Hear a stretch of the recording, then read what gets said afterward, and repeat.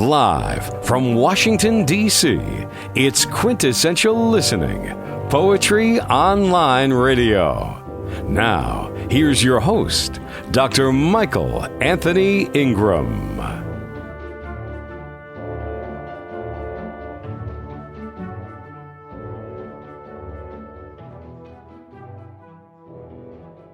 Hello, and welcome to the program. My guest today is noted poet Debbie Monteggia. Debbie is author of the book, Tears of Change, Poems, Reflections, and Quotes for the Meaning of Life. Debbie, how are you? Are you with me? Yes, I am. Thank you for having me on the show. You're more than welcome. It's an early Thursday morning, and it's an important conversation that we're going to have. Yes, I'm looking forward to it. Great. Well, let's begin this journey. What is poetry, Debbie? Poetry are, I believe, they're expressions and feelings of the heart. I say in my book, poetry is a voice, a song, a dance. It's a creative form of expression that unfolds the magic and the vision of our heart and soul. I always like to say it's a step away from the intellect because it's from the heart, and it's a spiritual journey of emotional awareness within oneself. I think every piece of poetry is unique. Very nice, very nice, very nice. How does a poem begin for you, with an idea, a form, or an image? My poem inspiration comes from, I would say from both, an idea, but sometimes a form as well. I would say either one of those. I can get inspired anywhere, from the grocery store, as simple as that, or reading a book, or listening to a song. I know sometimes when I read books, I get very inspired, and I start jotting down some notes that formulate in my mind, like, oh, that would make a good poem. All right. Well, please share a poem with us.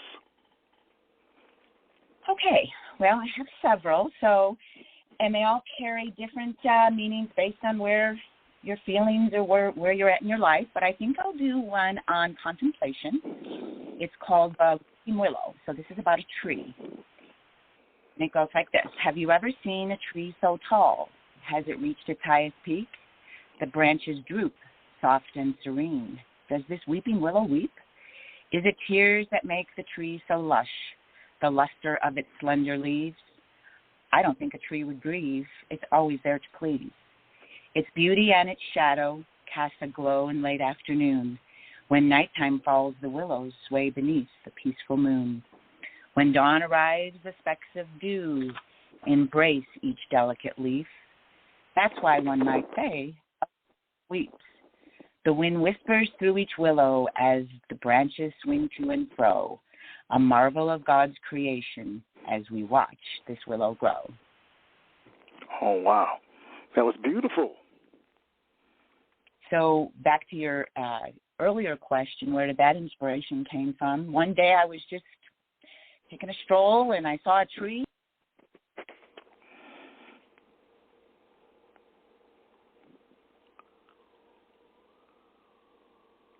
Hello? Hello, did I lose you? Yes, something happened. Repeat that again, please. Technology, something happened. After I read the poem. Yeah, something did. It went blank. You heard the entire poem. So what I said with our earlier conversation, where did that inspiration come from, was simply looking at a tree and the beauty and the marvel of it all. And I thought, I'm going to write a poem on that tree. So that's how that poem was inspired and formulated. Now, all great writers have great writing influences. Who's some of yours, and what makes them special or great in your eyes? Well, I would say I'm not formally schooled in poetry. I didn't take a lot of poetry classes, so it truly comes from my heart. I just feel very driven and inspired to write. But at an early, I would say probably 20, 30 years ago, there's a woman by the name of Jean Cotner. She published books, they're table books, like my book, and she wasn't the original author of all the poems, but she put in other authors' poetry. And it's a book about graces and poetry and prayers. And I always felt drawn to that. I loved opening it up and reading all the different poets she talked about in there, and I know a lot of it came from there. All right, very nice. And her name again? Yeah. June and her Kotner. name again? June Kotner. June Kotner. Yeah, yes. She's an inspirational writer. She has several books out there. Okay, very nice, very nice. Now, what inspired you to write Tears of Change, Poems, Reflections, and Quotes for a Meaningful Life? Well, my journey began in writing, which prior to this time I had no idea I would be a poet. Okay. Life unfolds with many, many magical things. I was suffering from a very debilitating case of anxiety, and part of my healing process from anxiety was to journal. So I would journal and write and whatever, was on my mind. And from that journaling, I just extracted things and started writing poetry and writing in rhyme. And that's kind of where it originated. I know this may seem kind of silly, but Dr. Seuss, the children's author, yes. I must have read all his books from front to back to so many times when I was a child, and I just loved him. And I think that's where a lot of my meter and rhyme comes from when I write. And Mother Goose, of course. Back in my generation, I'm revealing my age here. But I'm sure that's where a lot of the rhyme came from. And, yeah, go ahead. All right. I was just listening. I wanted to know, and you may have already answered this question, what was an early experience where you learned that poetic language had power? Oh, I think when I composed probably my first poem, and I surprised myself a little bit because as I started writing, I was finding truth and meaning in that, and I was a little surprised at what transpired once I put everything down on paper. Well, what did transpire? My work, my poems, stanzas and meaning and description of my subject. It was pretty powerful for me to move into that. And then that kind of gave me the inspiration to write about more. My poetry originated from, it was very sad in the beginning because I was going through anxiety, a form of depression. So I was writing about sadness, and I have some of the poems in my book talk about tears and sadness and despair. And that was very cathartic for me, moving through that. So from there, once I worked through a lot of the sadness, I started writing about joy and gratitude and love. And that's kind of how Tears of Change evolved. It was just a series of poems that I wrote. Please share another poem. Please share another poem. I hopefully I didn't interrupt, but please share another poem. I love it. Okay, good. Okay, this one's a little longer. This is one of my favorites. It's called A Child's World, and it's actually spoken. I wrote it, but I call it a child's creed. It's truly spoken from a child's heart and how they move through their life. So it's called A Child's World, as I said. I'm only a child, please watch me grow. Teach me the things that I need to know. My world is little, I can't yet see. My journey in life, my destiny. Guide me now when I am small. It's these years that count the most of all. When you scold, it's hard to understand. Punish me with a guiding hand. Not one so firm it hurts my pride. Let me know you are on my side. When I am wrong, politely tell me so. Do not yield. I have no other place to go. Be kind to me, you must see. I'm not a perfect entity. The mistakes I make, my messes unclean, are my stepping stones to learn and succeed. The tidiness can be altered a bit, but the adventures in me must never quit. Read with me, write with me, sing with me too. These are the things that I like to do. It's quality time, a necessity to pursue. It's important right now that I lean on you. Please give me all the love I need. It nourishes me. It puts me at ease. Hugs and kisses, they are the best. Their gentleness assures me that I am blessed. I'm only a child, please watch me grow. Soon I'll be an adult, and then I will know the love and togetherness that we shared will bring me lifelong happiness because I knew you cared. That one I always like to quote. No, please Pardon? continue. Continue. Oh, I always like to say after I recite that poem is being an adult or a caregiver or a guardian, it's so important that we watch our external voice when we talk to children because so many words can become their internal voice. So we just need to be careful of, how we raise our kids and speak to them because they're little sponges. They absorb so much. Yes, they do. I agree with that 100%. Why do you think that we hide our gifts behind our fears? I think I say that a lot in my writing and when I speak. Our gifts transpire from moving through our fears. I think so many of us, including myself, we have a hard time maybe discovering our gifts and talents. And where I found mine is when I moved into some of those more challenging or fearful emotions that I didn't want to feel.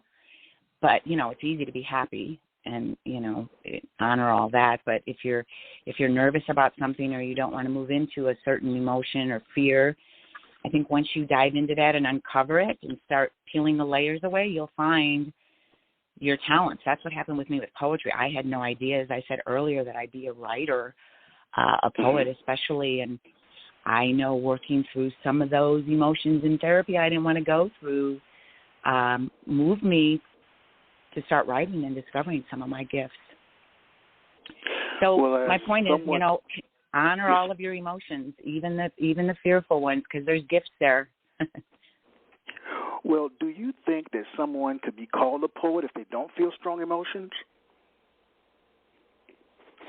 I don't know. That's a good question because, being a poet is very vulnerable. I mean, you really open yourself up, and you open yourself up to all your emotions. I believe that's when there's integrity and, truth. So I think I guess as I think about it, you could be. I don't think you may not tap into your true authentic self if you don't honor everything, but it's possible. All right. You could write. Now, when you think about writing, does it energize or exhaust you? Oh, it energizes me. It excites me. I get very excited, especially if I start something and I just keep writing. And the writing process, you being a writer as well, so many people, they'll sit down and they want it perfect the first time. It's not like that. You have to, it's like an outline. You have to write ideas, and then you start, writing more about those ideas, and before you know it, it's kind of fun for me to play with words. I like playing with words. So, and I love a thesaurus. Like when I initially write, I'll have the same word maybe 5 times, sometimes in the same few stanzas, and I have to go back and say, okay, too much redundancy. That's where all the editing comes in. All right. It's funny. That's one of my questions that I ask. What are 3 of your absolute favorite words to use? Oh, my gosh. I would say happiness, love, fear. I use fear all the time. Challenge I use a lot, too. Okay. What about those words stand out to you? What about those words stand out to you? What about those words stand out that you would use them? What about them that I would use them? Yes, what about them I think there's a lot of depth. Yeah, there's a lot of depth and meaning behind those. So I think that they kind of, if I think of fear, I think of going into all different kinds of avenues within myself and trying to figure out, what areas that I'm fearful in. Or if I think of happiness, what makes me happy? Where does my happiness derive from? Please share a poem. Okay, let's do, which one I want to do? I think I will recite. This one is, it's called Fear Not Foe But Friend. And I spoke about anxiety earlier. And this kind of chronicles the physical aspects of fear. Like I said, you have one of my favorite words. Here we go with fear again. But this outlines how you feel about fear and how you move through it. So, like I said, it's called Fear Not Foe But Friend. The thoughts that you fear are ones that must be faced. Open up your arms, accept their cold embrace. When fear shows its presence, it finds its resting place. Your mind begins to rustle, the heart begins to race. Let this anxious feeling encumber you a while.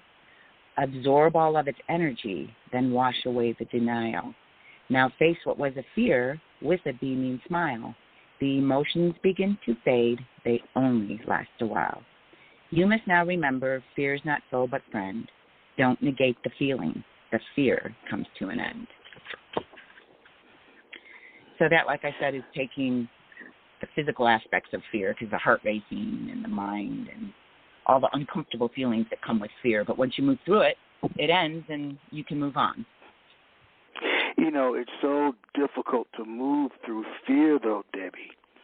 Tell me more about it that. Is. How do we do that? How do we do it successfully? Well, you start small.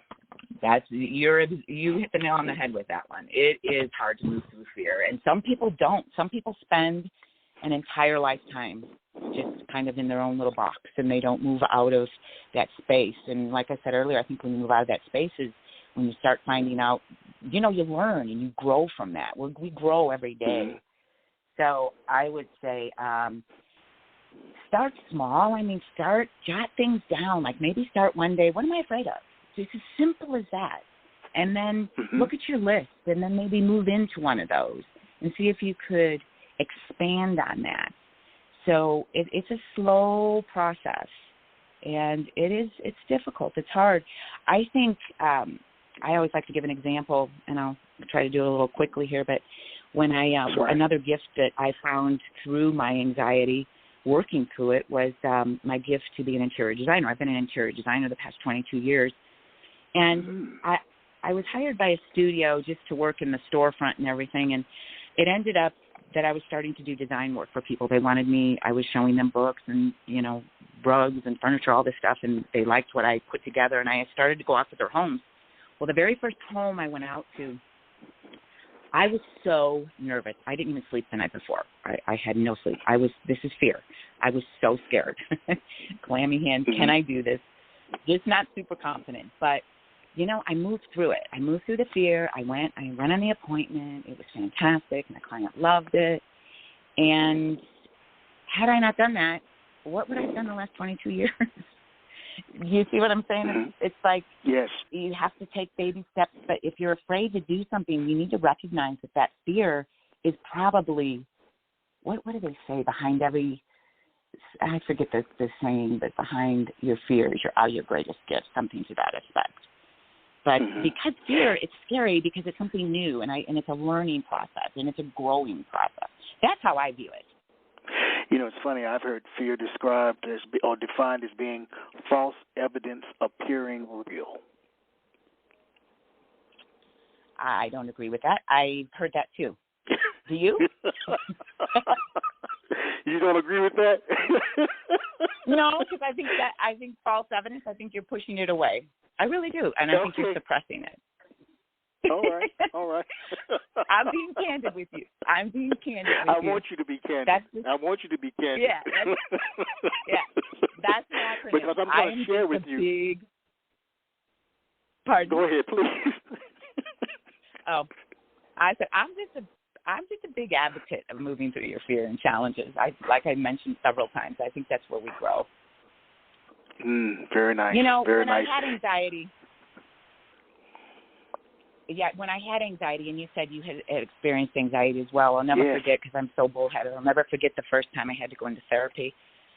And I kicked and fought the entire time through. I just didn't want to do it, because in my mind I was strong. Yes. I'm not revealing any. Yes. I'm not revealing any vulnerabilities, right? Yes, I understand. And yes. I remember sitting in the chair, and the counselor had said, "You're so fortunate to be here because so many people go to their grave with their music still in them." And I looked at her, and I thought at the time, I was like, "Oh my gosh, what am I doing?" I was not in my place of understanding anxiety. I was in my own ego, thinking I don't need to be here, and I'm strong, and I'm this, and I'm that. But as my therapy unfolded and life unfolded, that is so true. So many of us just don't really experience what we're supposed to do here, in our life, and move through it. I know there's surveys and stuff where people ask older people, what are your regrets? What haven't you done in your life? So I would always say, just try to live life to your fullest. And sometimes you'll find your growth by moving into your fears. And here I go again, that favorite word, right? You're asking me what words I like. Well, that's a good word because, again, it just shows that you're on top of it, that you don't allow it to interfere with what you're doing. All right. Poets hail from all over the world. Where are you located? I'm sorry. Can you start that again? I'm sorry. We kind of cut out a little bit. Okay. Poets hail from all over the world. Where do you hail from? Oh, where do I hail from? Poets hail from all over the world. Yes. Well, I guess, I don't know, I hail from my heart. I hail from my truth. What about your location? Does that make sense? Yes, my location. Oh, I didn't know if you were... Yes. So I'm in my location. I'm in Phoenix, Arizona. Is that what you're asking? Phoenix? Really? Wow. Yes. Phoenix, Arizona. Yes. Phoenix. How does being from Phoenix, or that environment is beautiful there? I've been there a couple of times. How does that environment impact your poetry?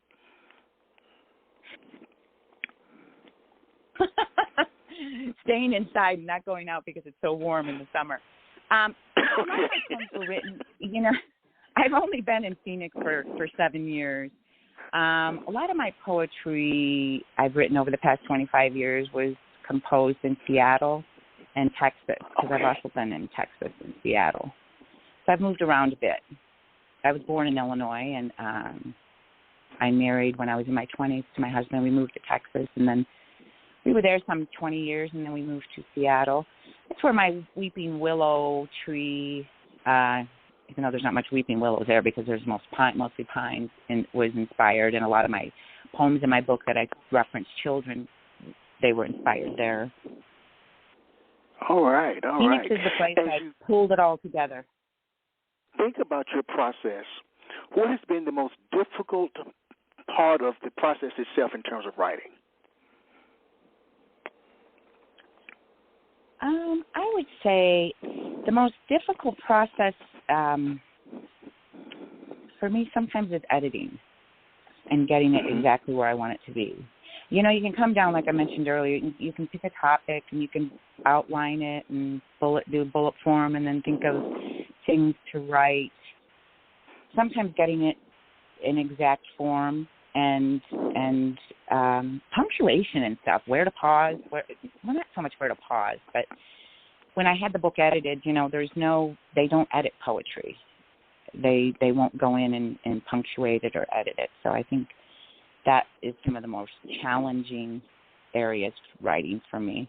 The most challenging thing in putting my book together was coming up with a title, because I had all these poems and I said, my goodness, what do I title it? Yes. Talk about my title. Talk about the title. Yes. Yeah. Did you see the cover of my book? I know you mentioned earlier you didn't have a copy of my book. I saw the cover on your website. Okay, good.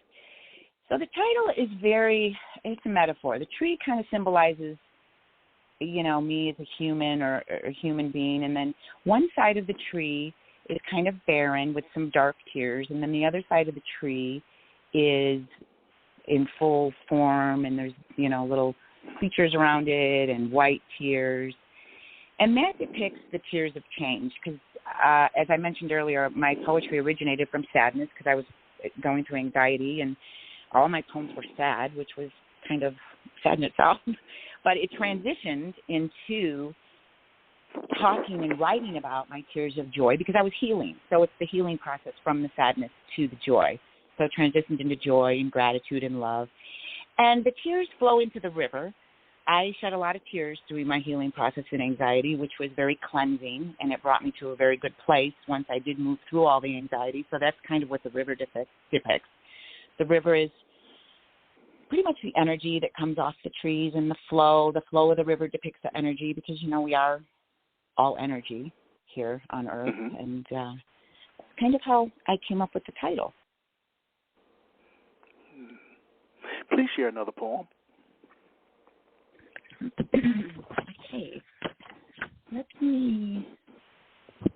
I'm going to do, hold tight with me. I should have had these bookmarks. Oh, yes, no problem. No problem. This is The Mirror of Faith. And this poem is, as I mentioned earlier, we talked about tears and sadness. This was one I wrote while I was moving through my therapy, and it's a little deep. It's truly from the heart. So it's called The Mirror of Faith. Look into your eyes, the window to your soul. Peer deep inside, an old friend will unfold. This friend has been waiting a long time to be found. This is your best companion. It has always been around. Look into your eyes, the window to your soul. Feel those hidden feelings that have never been told, whether it be joy or whether it be pain. Let the feeling surface. The truth will always sustain. Look into your eyes, the window to your soul. The abundance of those tears will surely turn to gold. If those tears are truly all from hurt and pain, just remember through the struggle, there is much to gain. Look into your eyes, the window to your soul. See the transfer of life, a cleansing of the old. This friend has been waiting for you to finally see the treasures of your heart. They are your destiny. Look into your eyes, the window to your soul. Trust in yourself to reach your ultimate goal. It's God's way of showing your journey's destiny. The window now opens. Your soul is set free. That was very touching. Yeah, so that kind of talks about the inner child, honoring where you're at within yourself, kind of a personal reflection within. Debbie, so much is happening in our world today. We're living now in a pandemic. There are other concerns and issues that are affecting us all the time. What do you see as being the role of a poet in modern-day society? I think speaking truth and authenticity, because I think my book touches on a lot of pain, and I think a lot of people are going through pain, just like you said, with this pandemic just really, really affected so many of us in so many different ways. And, it's hard. People are losing their businesses. People are losing their jobs. People are losing their apartments or their homes. And it's just so incredibly sad. But, I always say there's purpose in everything, and everything happens for a reason. And I know that sounds so cliche, but if you're in that situation, you just have to honor it and try to find the good in it. I know that's easy for me to say, but I don't know what else you can do when you're faced with, challenges and difficulties like that. Is just keep plunging forward or moving forward and try to find the good. I don't know why this pandemic was here. I question that all the time. Is it God's wrath? Is it showing us, what Mother Earth is suffering so much? We all know that with everything going on there, and the pollution and the farming and the toxicity, and there's just all kinds of things out there that are we don't know. Like, that's having faith. No, we don't. We'll get through it. We'll get through it somehow. Somehow, with the will and the way. Yeah, we'll get through it. Absolutely.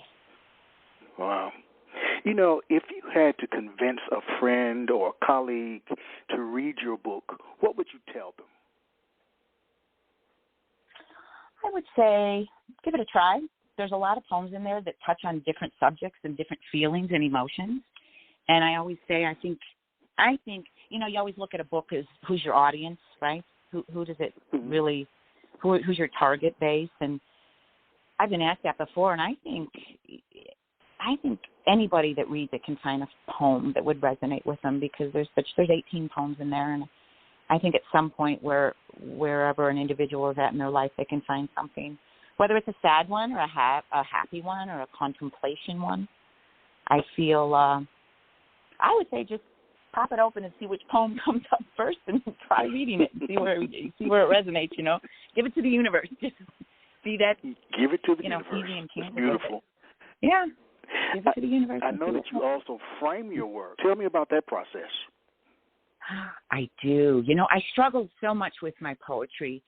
I kept going back and forth. Do I want to write a book, or do I want to sell them as individual poems and frame them and start a little business that avenue? Well, how life works out, you don't have to have everything all laid out perfectly. I always say start small and watch what evolves, and this is a good example of that.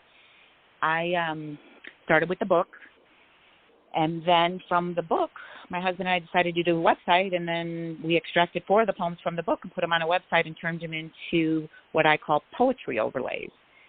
So what they are, I would have the consumer send me a poem, or not a poem, a picture, a picture. Like, say I have a friendship poem that I haven't read yet. Maybe if I have time to read it, I'll read it.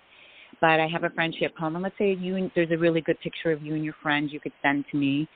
I would in turn overlay my friendship poem. It's transparent over the top of it. So the picture is kind of a silhouette behind the poem.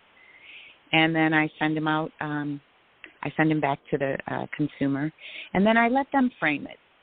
Simply because there's all different types of frames and styles and decor. Me being a designer, there's all different types of decor out there. I let them pick the style frame they want. But it makes a really unique gift. I've been doing well with it.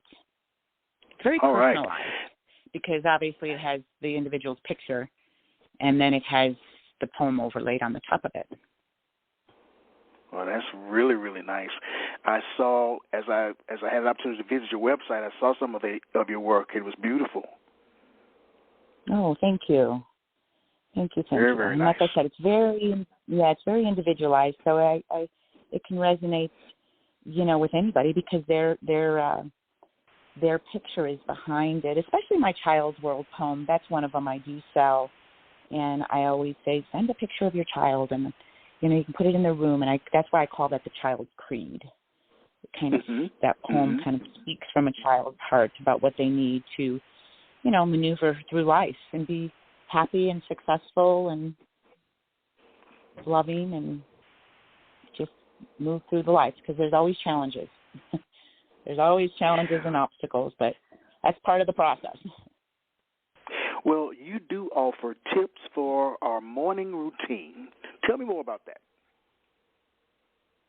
So I'm retired. I still dabble a little bit. I have a couple clients in design that I work with, but I read on my morning routine. I will read from about 3 books, inspirational books, and they're very short, little. Like I have Jesus Calling, and then I have some other inspirational books I'll read from. They're just a way to start my day on a positive note. They feed my soul. They feed my mind with good motivational things to start my day.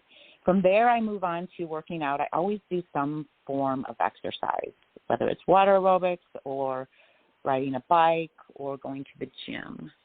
That's very important to me. And it's kind of my routine. When I get through all that, have my coffee, catch up on the news, and start my day. And you would suggest that others have a similar routine? They could, I do. I always, it's always good to start your day out with inspiration. Oh, and I journal too. How did I leave that out? I journal as well. Yes. And I journal, and sometimes I miss it because I just miss it. But I do like to journal because if anything's really bothering me at the surface in my mind, it comes out in journaling.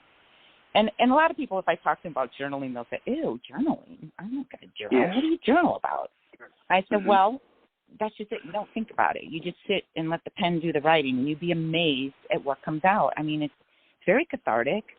And like I said, especially if you're trying to figure something out, or maybe if you're upset at someone and you never really confronted them, put it on paper and move through it. Those are those emotions I talk about. Move through all of that, the cobwebs up there.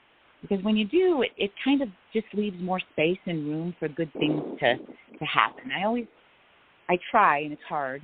I always try to live in the moment and quit thinking about the past or the future, because I think when we live in the moment is when, the beauty comes. Little miracles come, little things happen, And so many of us miss it because we're so in the past or in the future, and including myself. It's very hard for me to be in the moment, but I do strive for that.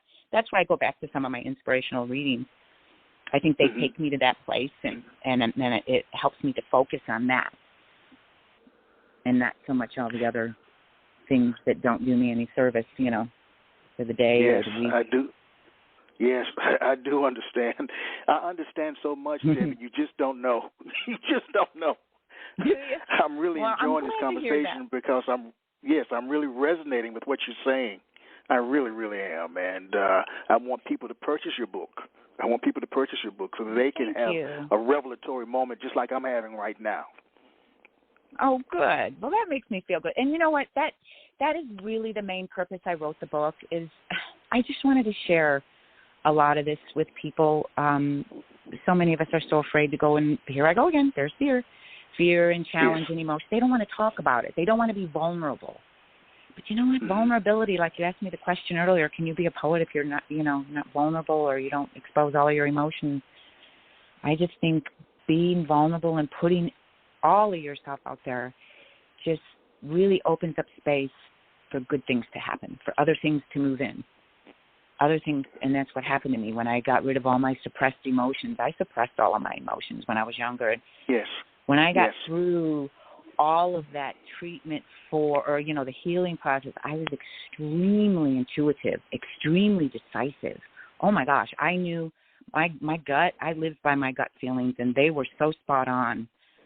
Even getting into the design industry, I decided, I'm going to go to that design studio and ask them to hire me. And lo and behold, they did. I was very confident. I know that may sound a little, that I'm in my head, but I'm just trying to express that when you work with yourself and you work with those areas that are challenging, it just opens up all kinds of other opportunities for you, and they're good opportunities. That's where my gifts were found, and so my gift to write, my gift to design, they all came from moving through my anxiety. Wow. Maybe you've already answered this question, but what moves you to write a poem? What moves you to write a poem? We talked about it a little bit earlier, but mostly anything. I can't pinpoint. Like my weeping willow, I said, I just saw that a tree, and I went, and then all these ideas flushed through me. It was just an inspiration. And I'll tell you what else inspired me is sometimes hearing other people's story. I read a lot of books, and then I listen to a lot of audiobooks. And I read the documentary I listened to the audio documentary on the Beatles, their story. Simplicity. Oh my gosh, their music is so simple but yet beautiful. And after I completed that book, I was so inspired. I sat down and I actually wrote a song or a poem. They just moved me. Yeah, it was. I always say to myself too, like, wow, I was so moved after that documentary. I think I need to listen to it again because it just really moved the creativity within me. Well, what's so funny is you wouldn't know this, but The Long and Winding Road is one of my favorite songs. Right? It's a beautiful song. And if you listen to them, the simplicity of them, and they would put out song after song after song, right? And they would sometimes, I think, if I'm recalling right, it was several months ago I read that, and they would just, and they would put them out like within hours. They would just, there's a song, get an idea, there's a song. Well, they were truly geniuses in their field. I didn't know that. Yeah. They were just, I don't know, there was something about that book that just truly brought up the creativity in myself. And I think I mentioned, it's the simplicity, the long and winding road, and Strawberry Fields Forever. And I know a lot of their music is inspired by, life events and things that happened with them, as with any other writer or musician. And I'm not going to take much more of your time, Debbie. I know you've got a day ahead of you. But that's how okay. has your idea I really am enjoying our conversation, and I want to thank you again for spending time with me. Thanks. Yeah. How has your idea of poetry changed since you began writing poetry? How has my idea changed? I Yes. don't know that my What it is. idea. I don't know that my ideas have changed. I've felt myself grow since writing poetry. Mm-hmm. I haven't really sat down and wrote much recently, except that song that I just told you about. I do journal, so I do put a lot of ideas in that. All right. Well, we have time for one more poem. Okay, let's see. Yeah. Oh, you know what I'll read? I'll read Friendship, because this is one that I wrote when a very dear friend of mine was moving out of state years ago, and I went to go look for a card, and here was inspiration again. When we talk about inspiration, there was just nothing that in the store that really tugged at my heart. I was like, I don't like any of this. I think I'm going to write my own. And so I did. So this is truly spoken from the heart. Friendship. There are many fond memories I always will treasure. A true friendship is one you simply can't measure. It comes from a place deep down inside, a place that harbors honesty, dignity, and pride. A place where we laughed, a place where we cried, a place where there is no room for lies.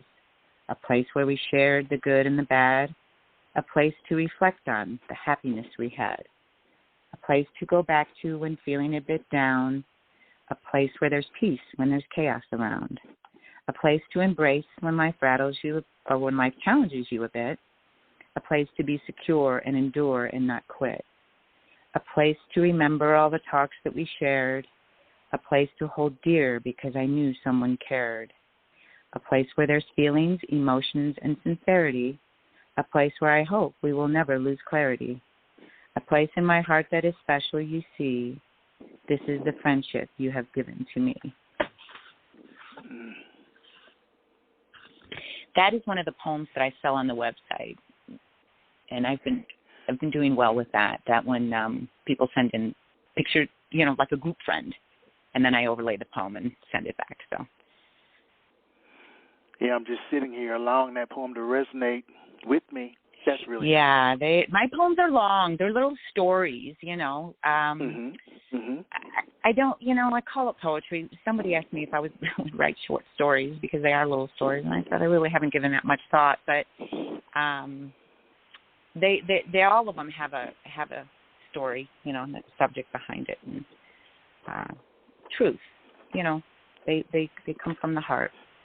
And that's where I go. That's when I said, I think everybody can find something in my book you can resonate with. I hope. Where can I purchase your book? Where can I purchase it? You can go on my website, tearsofchangepoetry.com. There are links there to Amazon and Barnes & Noble.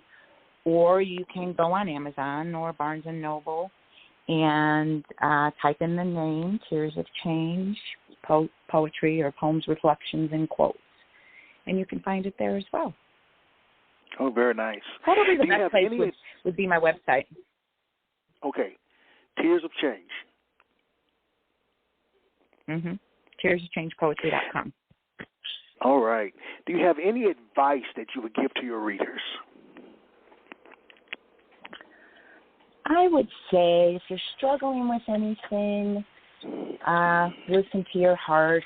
So many times we're such in our head and in the ego, and that can just lend itself to some confusion if you're struggling with emotional things.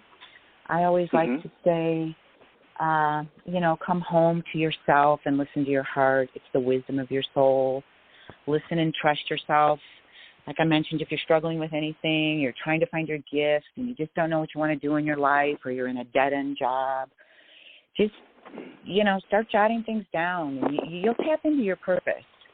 You really will. And I think when you do tap into your purpose, you'll find genuine happiness and truth.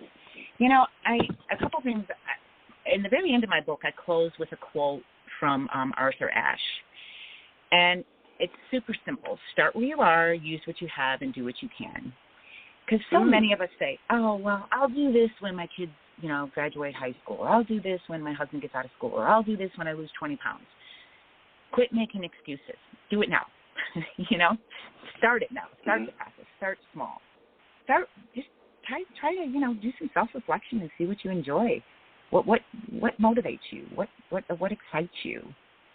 And go from there, especially like I mentioned, if you're struggling. It happened to me, so I know it can happen to you. That's what I always say too. It's, I'm a mother at heart, and I've been married 40 years. I have a wonderful marriage, and I just try to honor and move into all of my emotions and feel everything and just try to enjoy life. And I start my life with those, or my days with those journals, those little quotes and inspiration books and stuff to really feed myself with positiveness, because sometimes life gets tough, Yes, it does.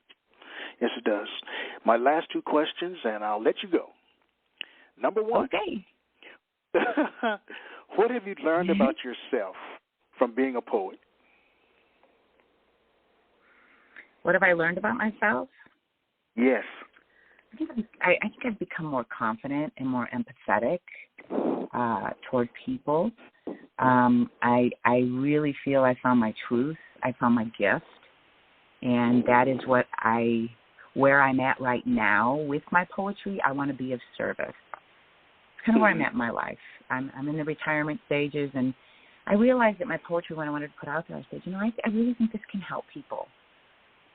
And that was my purpose of it, one of my reasons of putting it out there too, is to be of service to one another. I say in the back of my book as well, my very closing page, and I think I extracted this from a prayer, but it's probably out there on the internet as a quote, but purpose in life is discovering your gift, and the meaning in life is in giving it away. And that's what I'm doing. I discovered my gift to write, and now I'm giving it away, hoping that it resonates with people and helps them. Well, what's next for you? This is question number 2. What's next for you creatively? Maybe I'm enjoying the journey with this book. Maybe a second edition. I do have more things that I've written that I could incorporate into a second edition. I'd like to expand more on my business. I have a lot of ideas. I'm always creative in my mind. Whether they come to fruition, I don't know. But I would like to help other poets and stuff with my business, and maybe incorporate some of their work somehow in that. That's way down the road, but those are just some thoughts I have considered. Well, I'd like to thank you again for sharing your time with me, sharing your gifts with me. I've learned so much. You've made me think about things that I hadn't thought about in a very long time. So I thank you, and I wish you nothing but the best. Well, thank you, and I thoroughly enjoyed our conversation as well, and I truly appreciate you having me on your show. All right. Debbie Monteggia, Tears of Change, Poems, Reflections, and Quotes for a Meaningful Life, everybody. Go out and buy this book today. We all need it. So to our listening audience, I say thank you. And as I share every week, let poetry ring. Goodbye, everybody. Okay, bye-bye. You have just listened to the Quintessential Listening Poetry Online Radio Podcast with your host, Dr. Michael Anthony Ingram. Subscribe to our podcast on iTunes, Spotify, or Stitcher. And make sure to catch our next episode.